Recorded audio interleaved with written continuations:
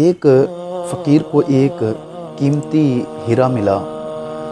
वो उसको लेकर एक सुनार के पास गया और उसको कहने लगा कि ये हीरा कितने का है, इस हीरे की मैं बेचना चाहता हूँ। देखा कि एक फ़कीर के हाथ में इतना कीमती हीरा है।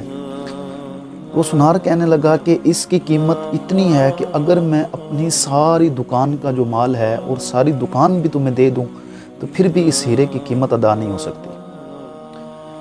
उसने कहा फिर इसकी कीमत कौन अदा करेगा? तो उस सुनार ने कहा कि तुम बादशाह वक़्त के पास चले जाओ और उसको ये हीरा दो, शायद वो इसकी कीमत अदा कर दे। जब वो शख्स बादशाह के दरबार में पहुंचा और उसने बादशाह से जाकर कहा कि बादशाह मुझे ये हीरा मिला है तो इसकी कीमत मुझे चाहिए।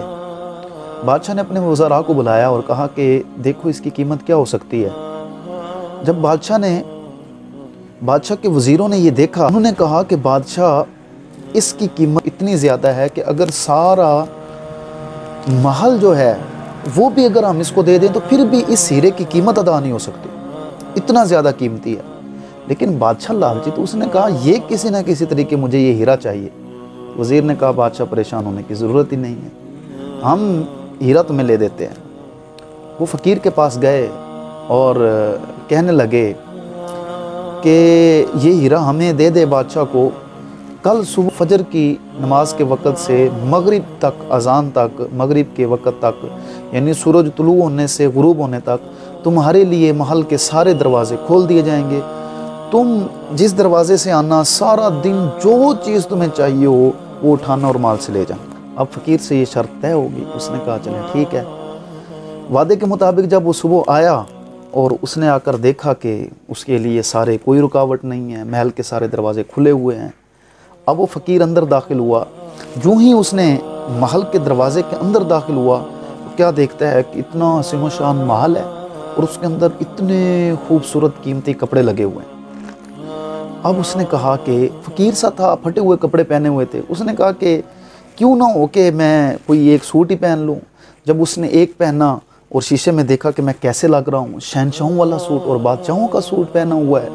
अब उसने वो उतारा, फिर दूसरा पहना, फिर दूसरा, फिर तीसरा। वो सारी रात में सोया भी इस वजह से नहीं था, खुशी की वजह से कि सुबह बादशाह के महल में जाना है और जो चीज़ मिलनी है वो मैंने ले आनी है, कीमती चीज़ें उठा के ले आऊँगा।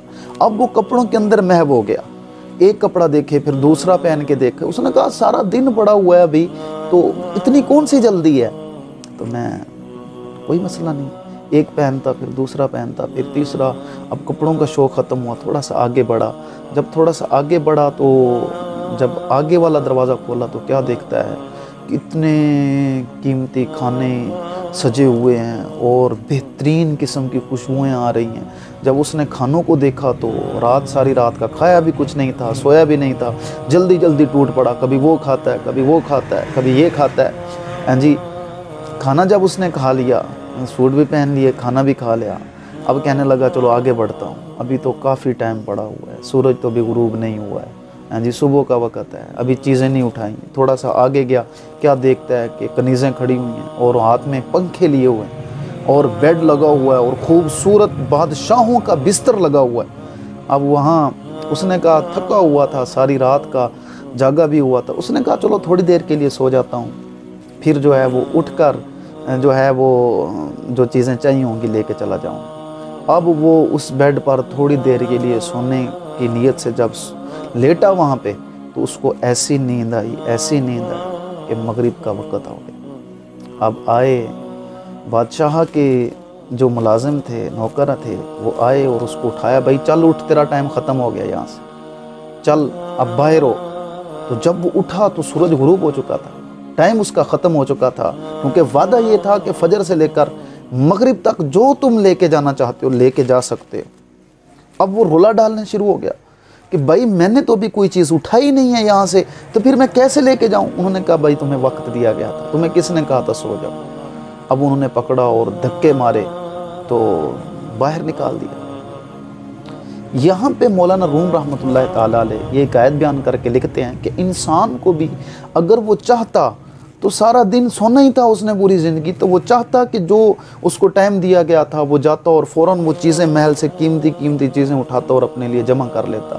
तो मौलाना रूम रहमतुल्लाह ताला लिखते हैं कि इसी तरह इंसान की जो ज़िंदगी है ये भी एक कीमती अनमोल हीरा है जिसका मूल कोई चीज़ भी नहीं है, लेकिन इंसान इसको गफलत के अंदर ज़ाया करता है यहाँ तक कि उसकी ज़िंदगी का सूरज जब ढूंढने लगता है तो फिर कहते हैं हाय अब मैंने क्या किया। अब उसका वक़्त आ चुका होता है, और जब वक़्त आ जाए इंसान का, जिस तरह वो फ़कीर और सारा दिन सोया रहा और वो कोई माल लेके ना जा सका, अब टाइम उसका ख़त्म हो गया, अपना हीरा भी गंवा बैठा और कोई चीज़ भी ना ले बैठा। इसी तरह इंसान की ज़िंदगी मौलाना रूम कहते हैं एक हीरा है और इंसान इसको खाने में सोने में गुजार देता है यहाँ तक कि वो अल्लाह ताला की इबादत करके बहुत कुछ भी हासिल कर सकता है। फरमाया कि इसी तरह जब वक़्त ख़त्म हो जाता है बाद में पछताया तो क्या पछताया। आज जो है वो हमें अल्लाह ताला ने ताकत भी अता की है, आज हम नेकियां भी कमा सकते हैं, आज हम आखिरत के लिए माल इकट्ठा भी कर सकते हैं। जब इस छोटी सी दुनिया के लिए सुबह से लेकर शाम तक और शाम से लेकर सुबह तक हमें हर वक्त जो है वो कमाना पड़ता है और तंग होना पड़ता है इस छोटी सी ज़िंदगी को गुजारने के लिए, तो ये 60-70 साल की ज़िंदगी है। तो क़यामत की जो कब्र की जो ज़िंदगी है, बरखज़ी ज़िंदगी, इस ज़िंदगी के लिए इतना कुछ करना पड़ता है, तो फिर अगली ज़िंदगी के लिए हमें कितना कुछ करना पड़ेगा। तो हमें सोचना चाहिए। अल्लाह ताला हम सब को अमल करने की तौफ़ीक़ अता फ़रमाए। व आखिर दावाया अनिल हम्दुलिल्लाहि रब्बिल आलमीन।